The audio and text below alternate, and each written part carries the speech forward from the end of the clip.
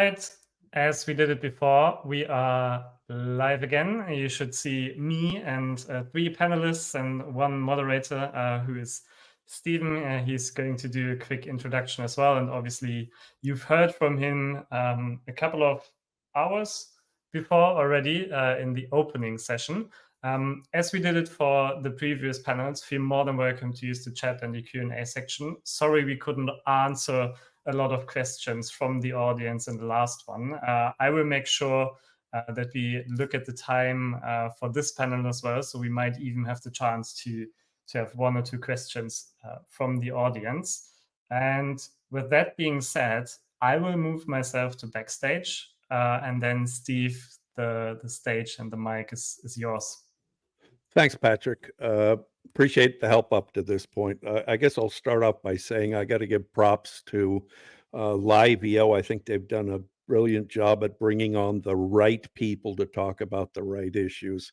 And I think it'll be no exception with this panel right here. I will point out that when we were on the backstage, Ben was nice enough to point out that me assuming my podcast position, I look like Jabba the Hutt. So thank you for that, Ben. Appreciate that commentary. And let's talk a bit about what this panel is going to be discussing today. What we're talking about is resiliency by design.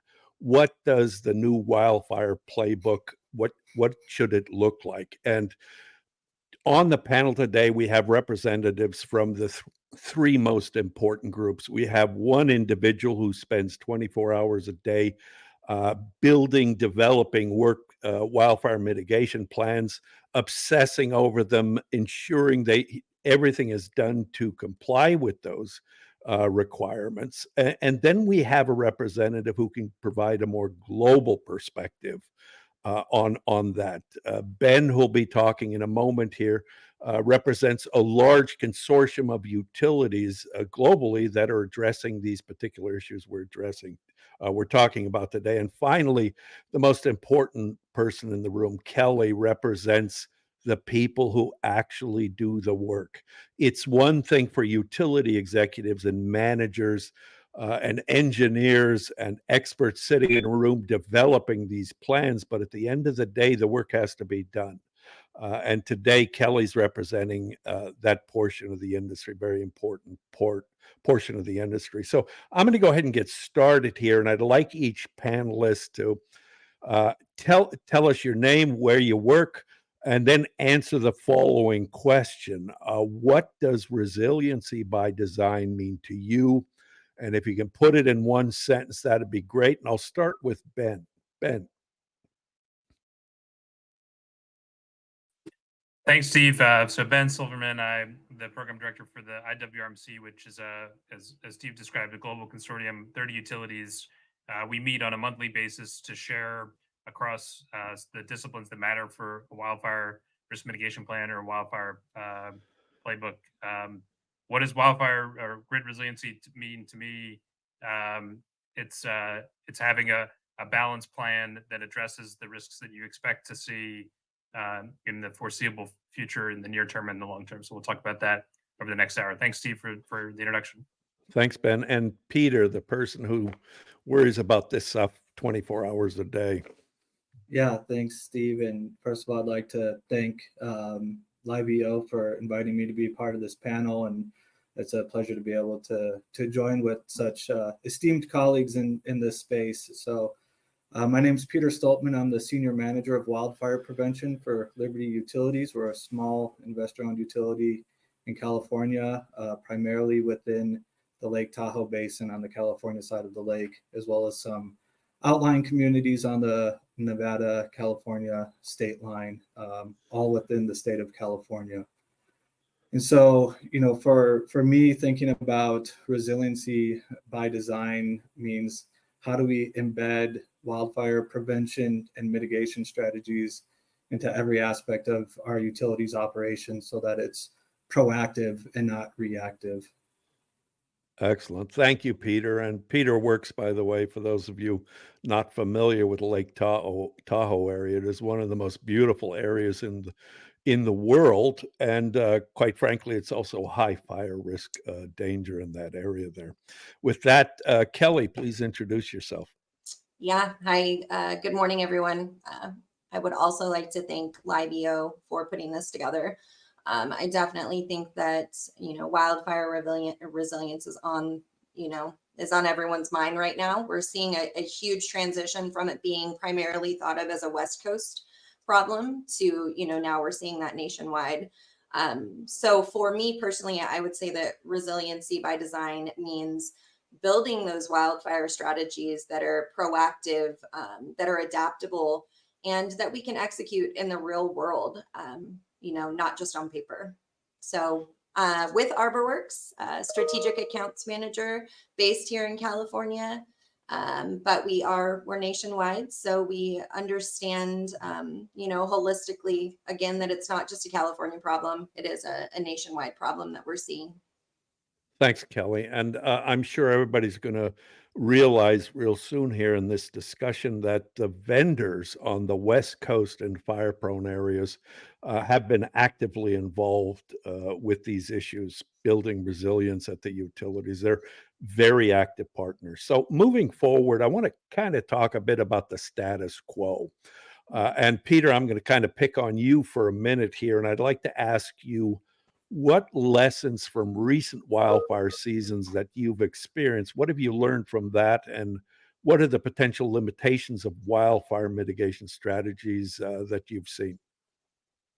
Yeah, it's a good question. I would start off by saying that, in California, particularly, utilities have done a really good job of identifying and mitigating a big chunk of the risk out there when it comes to wildfire risk on the system.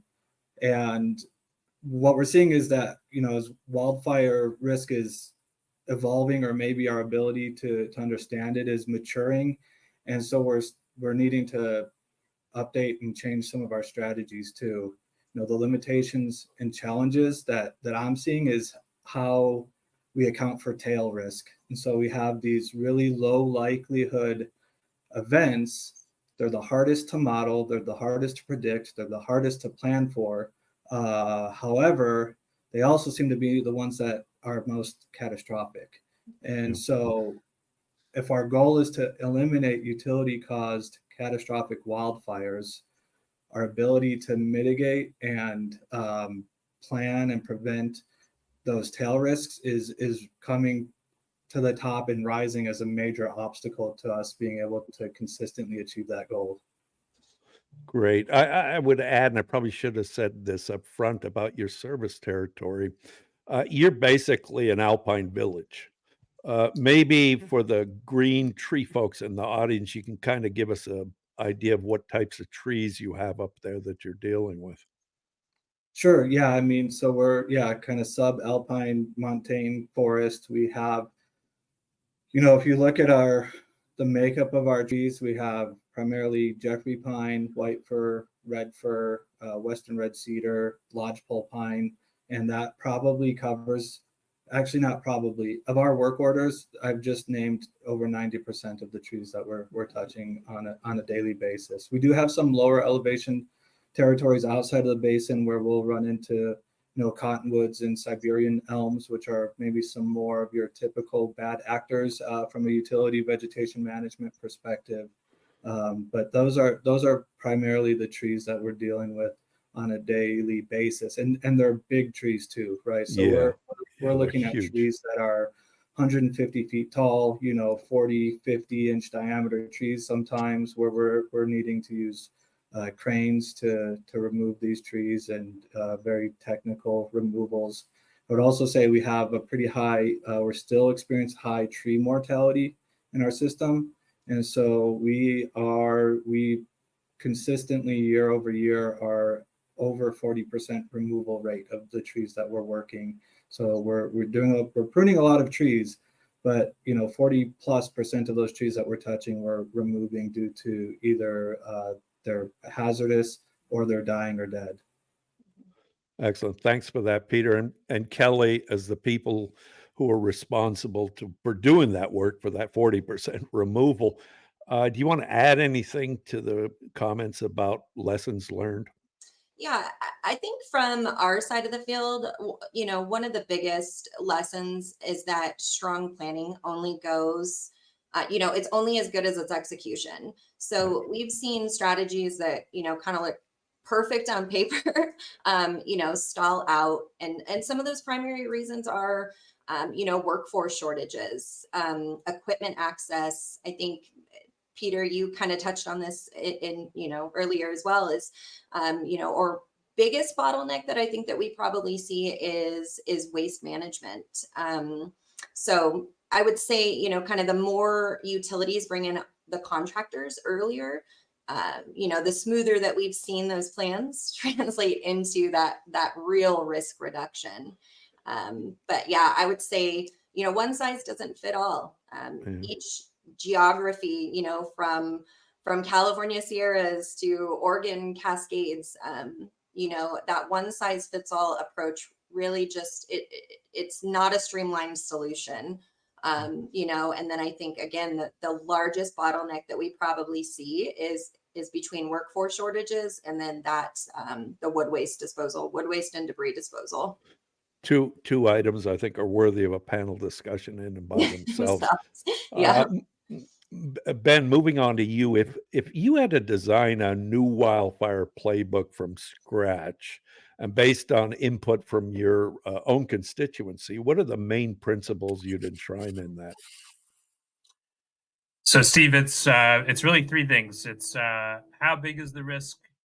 Then from that, what mitigations do you determine? And then the third thing is to create some sort of external strategy. So the definition of your fire risk needs to fit into your close. So whatever type of organization you are, identifying and knowing geographically where your feeders, where your circuits fit into which parts of your footprint are at highest risk to define your fire areas. So whether you have 50%, whatever you call high fire risk, or 5%, you need to figure out how big your risk is.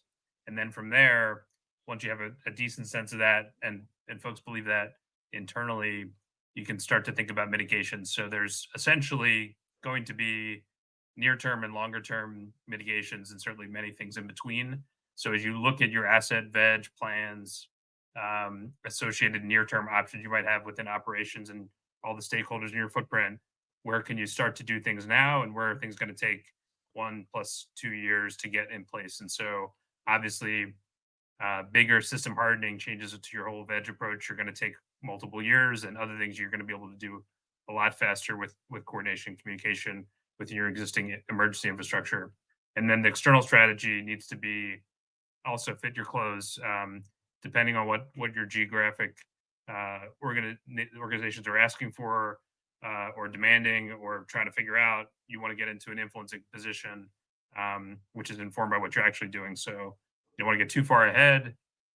If you're in a state that really has much lower risk, and you're not going to get the same kinds of support and forgiveness as some of our Western North American peers. But if you're starting to get to the right side of that map that Larry Kahn was showing earlier, more and more of your states are going to be interested in what they're doing, and you need to have a proactive approach to what you're planning to do, even if it's just getting started. So. Excellent. Thanks, Ben. And I'll just point out, as the only person probably attending today that started out in working at a utility just shortly after the Civil War, these were not issues that were discussed in the past. These are issues that now are big issues to every utility, and I'm sure everybody's attending today is benefiting by this discussion. Moving forward, Peter, I got to ask you, how do you translate the actual risk assessment into concrete wildfire risk mitigation, and what are some of the strategies you were using at Liberty?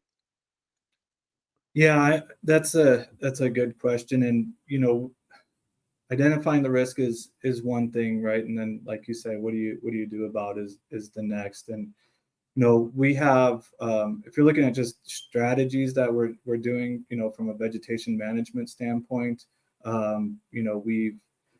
we pretty much revamped our whole program, about almost 6 years ago now, to really look at how we're accounting for risk on the system from a vegetation management standpoint. And so it's interesting, and Steve, you can elaborate if you want to, but really what we started with was looking at other examples in the past that we could use to develop our program. So I looked at the NERC Transmission Vegetation Management Standard based on the Northeast blackout that said we're not going to have any outages that lead to cascading failure due to vegetation on the system. And I say, if I apply that to wildfire mitigation and do the same strategy. And so we started with, how do we develop a quote unquote defense in depth strategy to mitigate vegetation risk on our system?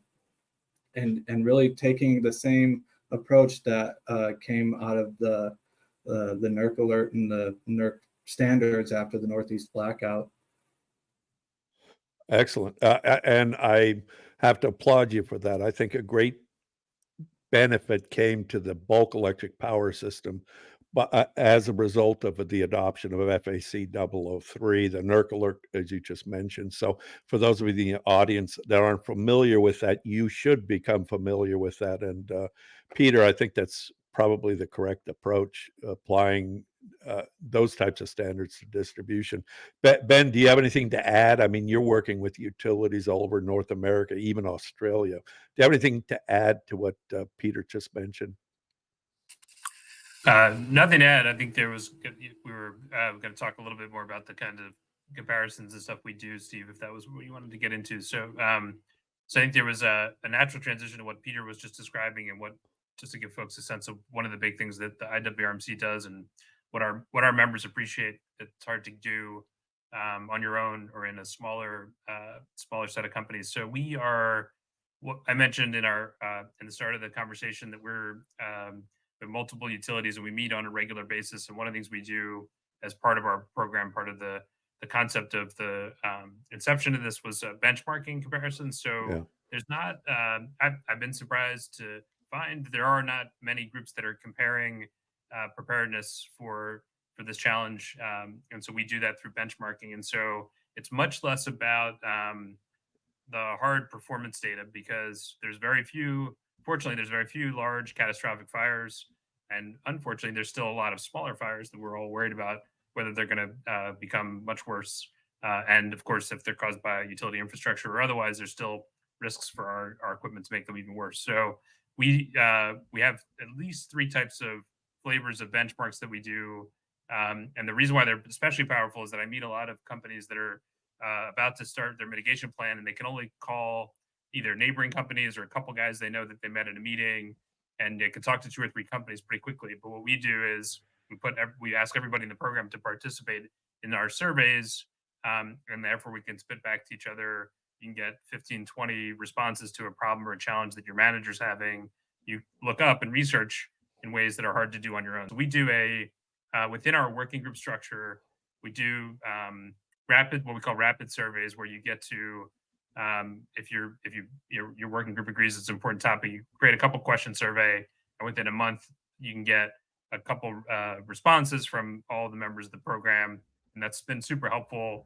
We'll deal with things from the operational level, protection, shut off, and inspection policy changes, tools. People ask, what people are using for wildfire risk forecasting, etc. Org structure. So rapid surveys are a big thing we do, and that's super helpful to get you to create your plan quickly. A second thing we've done is more comprehensively, or more like deep dive studies. So a small project where we have multiple companies that have the same challenge. We did a study on hazard strike trees where folks were asking, what are people doing and what can we do that's differentiated for our hazard strike tree program? And what we may be most known for externally is our maturity model. We're actually in field right now for the version 2 of that model, which was developed 2 years ago. And it's a perfect tool to allow you to say to yourself, I might not be the highest risk, so I don't necessarily need to be industry leading in all these competencies, but where should I be? Where am I deficient, really deficient? And where did I think we were pretty far behind as a company, but we're actually kind of in the middle. So maybe we don't need to emphasize as much in that space. So those 3 type tools, Steve, are a big part of our program, and what's helpful in this space, because as everyone on the call is probably wondering, what do I need to do next is the question, right? So I've done some things, I've gotten started. I've been asked to get started very quickly, and now I got to figure out how do I choose what to do after that. So little unsolicited support for you on that. I had the pleasure of working with your group IWRMC on a few initiatives, and I think one of the biggest benefits is this back and forth, is this sharing of benchmarking data, and is working on joint projects. I want to kind of move back to the issue of Peter's built a plan out there and Kelly's got to implement it. You've kind of mentioned up front the two most important things I think are critical issues right now are the issue of manpower or person power doing the work and also getting rid of the work, the resulting debris and stuff. So can you talk a bit more about those issues, Kelly, and how is you and the industry solving these things? Yeah, I mean, I think it's not lost on anyone that, you know, the workforce is definitely a huge challenge. You know, and I think that for us, what we're noticing is that the utility will primarily kind of all want to ramp up at once. You know, maybe it's just the California native in me, but fire season doesn't have a season. You know, it is year round. So I think trying to, you know, solve a year-round problem in that short window of time is really where the challenges start. So I think for us specifically, you know, we've been able to try to ramp up and maintain, you know, maintain a workforce that is cross-trained. That's kind of the biggest approach that I think we've taken is, you know, the type of work that you do in fuels mitigation and, you know, the defensible space clearing or things like that, more of that high fire threat work can tend to be different, obviously, I guess it goes without saying, but from that routine work. So being able to have your internalized workforce be cross-trained to where they're able to pivot and make those changes and manage multiple different scopes or approaches, I think has been an internal goal that we've set, and we've seen it kind of lessen that as a challenge. But also just working with your local communities, you know, we're very, very involved with college forestry programs. We're very involved with, you know, just the community at a whole in trying to localize those resources. And again, that's a challenge. You're not going to be able to localize resources everywhere you go. And then lastly, I think that the debris, I think that's kind of a challenge that everyone faces, both the utility in determining how they're going to handle it, and then the contractor as well. You know, how are we going to handle that? So we've gotten pretty creative in our solutions, you know, whether it be deploying air curtain burners, carbonators. We've partnered with a lot of bio waste facilities in California. More specifically, those, you know, being able to have feedstock agreements with some of these biomass facilities that are actually generating and putting, you know, power back into the infrastructure. So I think that it starts with the utility determining kind of we're all in on this or we're not. So I think that's gives us the ability to pivot as needed, but having that clear roadmap, I think is critical to the success.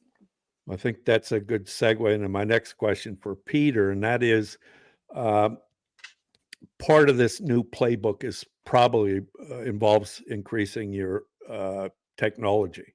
As Kelly just mentioned, air burners, these are things that, and biomass converters, these are things we haven't done in the future. Peter, what have you been working with, and what do you think works well in terms of risk evaluation or work planning for that matter? What new technologies? Yeah, the one thing that we started doing right away for our vegetation management program was to incorporate the use of LiDAR for inspections. And so we now do an annual survey using LiDAR every year to measure vegetation to conduct our clearances. So we do that for 100% of our system, and that's both transmission and distribution. Yes. Yep. Right. All distribution as well. We're getting fallen analysis, and so one thing, and it's brought a ton of efficiency to our program. In the past, we were asking arborists to look for dead and dying trees, hazard trees, distance to conductors, check for if there's vegetation around a pole that needs to be cleared. We were asking, one person to walk down the line and try and think of everything that could possibly be a threat. And what we've been able to do with the LiDAR is take that off of their plate. LiDAR does one thing extremely well, and that's measure distances. And so we let the LiDAR do what it does, and we use that to make sure that we're maintaining our clearances from the conductors that we need to. And then we also use that as a tool for our arborists on the ground when they're doing hazard tree evaluations to determine, is this tree tall enough to strike the lines? And so we went from, share when we started going down this road, we were trying to get on a 3-year cycle. We were effectively on about a 6-year cycle because it was taking so long to get down the lines of doing all these things. And now we have a really hybrid program where we're doing cycle-based maintenance. We do condition-based maintenance from the LiDAR and also for tree mortality. And so we're not only on that 3-year cycle that we had intended to be on, but we're also on an annual cycle for, maintaining clearance distances. And then where we have high amounts of tree mortality, we're addressing those circuits as needed on a condition basis.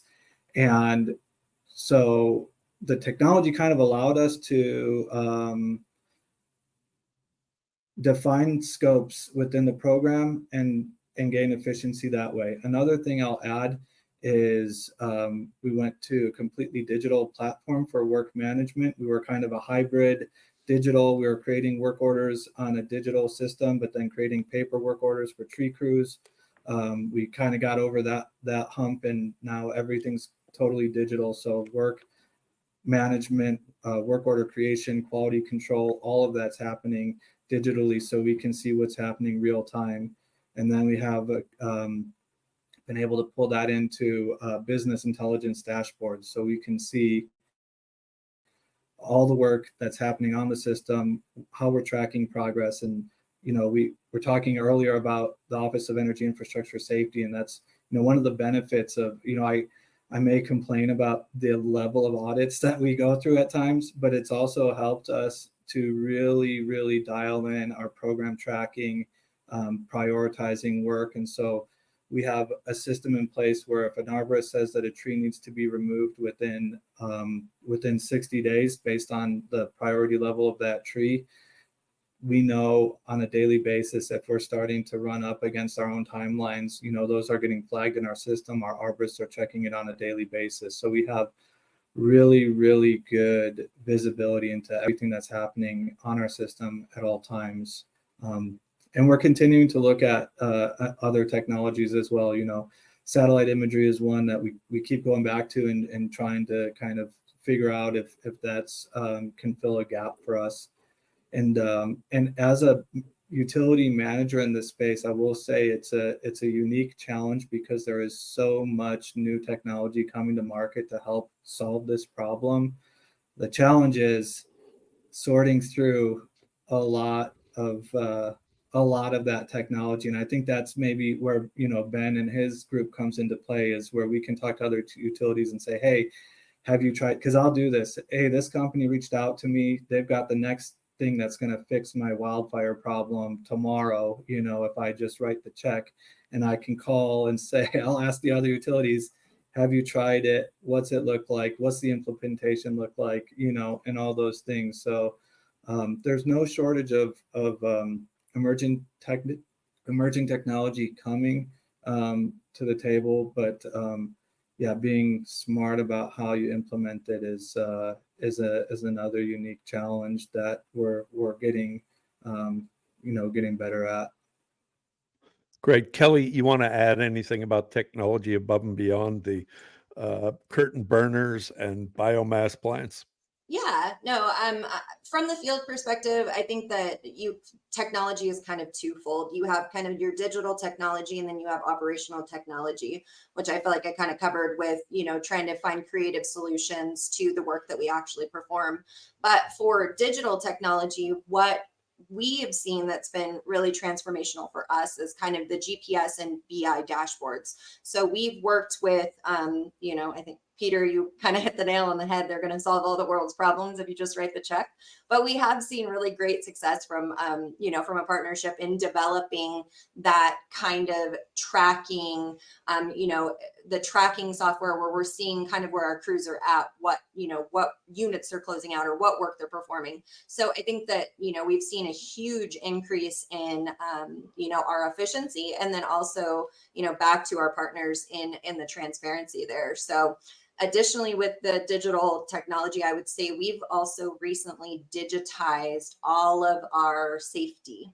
So safety is, you know, it's the most important. We think about it every day. We're, you know, it's a forefront of everyone's mind. So being able to digitize that, I think has been a really great thing for us. You know, everyone's safety is in their pocket. We live in the age of cell phones and technology. So that's something, you know, that helps keep our crews, you know, more protected, more accountable. So lastly, I know that Peter, you had also talked about this, drones, LiDAR, we are a huge advocate for that. However, from the contractor's perspective, what we've learned is that oftentimes we do need to validate that, you know, that data on the ground at the field level. So then that gives us the ability to kind of go back to the contractors, to our partners, and bridge the gap between kind of that modeling versus the reality. So. Great. I know, Ben, we've already talked about benchmarking at IWRMC, but do you want to add anything about what your members are doing from a technological perspective that you might think will be of interest to the audience? Yeah, I think there's two observations. One is a little less on the veg side, but interesting is the advancements in sensors for early fault detection, and the future in this space is to be written in terms of what the technology itself will be for advanced monitoring. But that's where you know, we have a lot of success already from folks that had a technology that could do a lot more than just help detect wildfires, is being trialed or funded because of wildfires, and then it could apply to a lot of other challenges you might have operationally under that fault detection banner. The second thing I'd add, Steve, is we have had good success, and really kudos to the Californian companies who get a lot of the get the heat and the resources to try to build these playbooks. They have seen good momentum in the areas that matter, which is, you know, unlikely to stop an ignition, but speed to contain, speed to restore, a lot of those things. And so I think we're going to see in our program in the next couple of months or quarters more sharing and some within the program of the kinds of things we can do with and to help identify a common topic, which is, you know, what are failures, equipment failures that might lead to outages that lead to ignitions, and that sort of ratio and thinking we're going to be able to harvest, I think, from some of our leaders who've been doing this for too long on their own, and hopefully that will help other parts of the country and other parts of the world, both in California and in Australia. So just kind of a teaser, Steve, on what we're starting to work on to get deeper into that data side, where we certainly have a lot of data, and now the question is, well, what's the taxonomy that we can help share to help not just have people say, hey, this cutout, you know, causing me trouble, this type of insulator, you know, there's a lot of that stuff, and it's not as correlated to actual chances that it's going to cause an ignition, because there's millions of pieces of equipment that everybody's dealing with. So. Great. Thank you. And hopefully you're going to share that with the entire industry, Ben, because I know you produce some exceptional results out of your work there. So we only have about 5 minutes left. So I'm going to go ahead and move forward and ask a general question of all three of you. And that is, looking forward to the future here, what do you expect to be the top bottlenecks in trying to de-risk or improve the resilience of our systems? And I'll start here with you, Peter. First of all, thanks, Peter, for joining us today, and I look forward to your answer. Thanks, Steve. So, I mean, I don't think this is unique to Liberty, but we are unique in that we have a lot of public land that we do work on. So, you know, permitting is something that is a a big challenge for us, and I think getting out ahead of our plans is what we need to be doing. There's a lot of, you talk about workforce constraints in getting the job done. We're seeing workforce constraints in getting the projects permitted so that we can even implement them on the ground.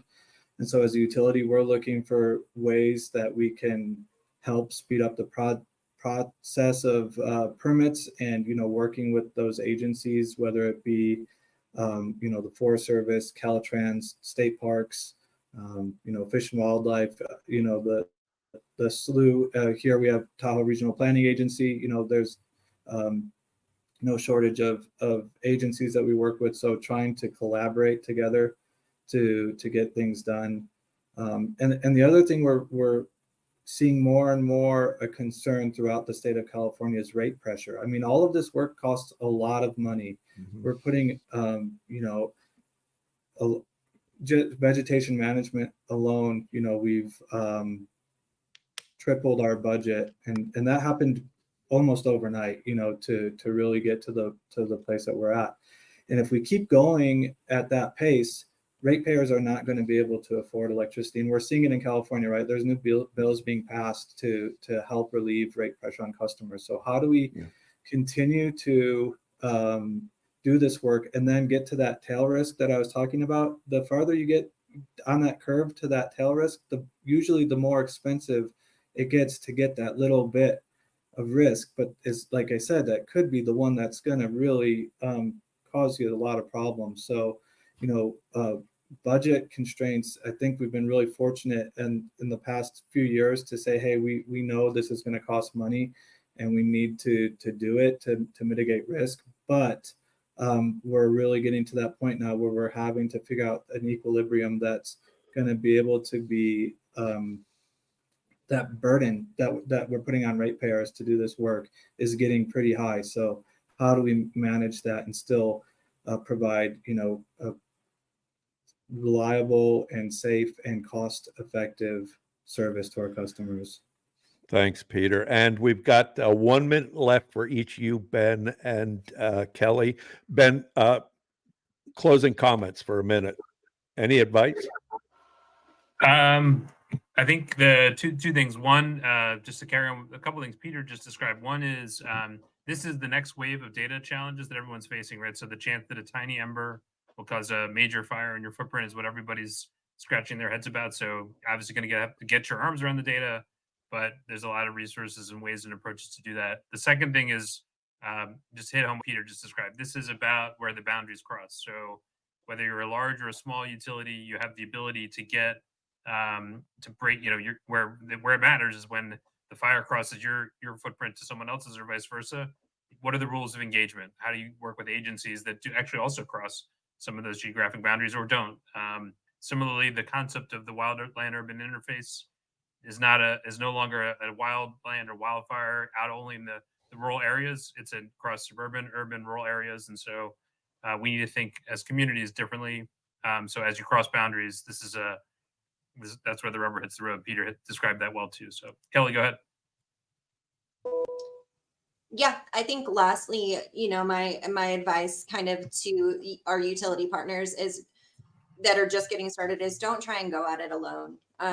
Build those strong partnerships with experienced contractors, because I think that collaboration is what translates strategy into real world on the ground resilience. So start with those partnerships, integrating contractors early in planning and execution. Think long term. Resilience isn't one project. It's, a sustained program. Invest. I think Peter and Ben both talked about this, but invest in data, but validate it, boots on the ground. So I think that next year's top modeling kind of in our approach to wildfire risk mitigation modeling is going to be a collaborative, a very field informed approach. So I think we should be working side by side. And I truthfully think that that's kind of, I know we talked about the Office of Infrastructure and Energy I know that Carolyn touched on this earlier, but getting everyone involved, this panel is, we're an attestation to that, is that we're getting that contractor involvement with the utilities and helping to kind of bridge what might been historically a very, you stay here, we stay here. So I see that transitioning, and I think that that's definitely going to be a top model going into the coming years. Thanks, Kelly. And thank you all for participating in this panel. I think we're about to get shut down and disappear. Yeah, definitely. Thanks everyone from my side as well. I will end the session. Thanks, Steve, for being on time here as well, because the next panelists are already waiting. Kevin from AP, Sean, and Nick, who you've seen before as well. So thanks again, everyone. I will end the session, and then in a minute, you will see the next session appearing on your screen. Thanks, everyone. Thank you. Bye-bye.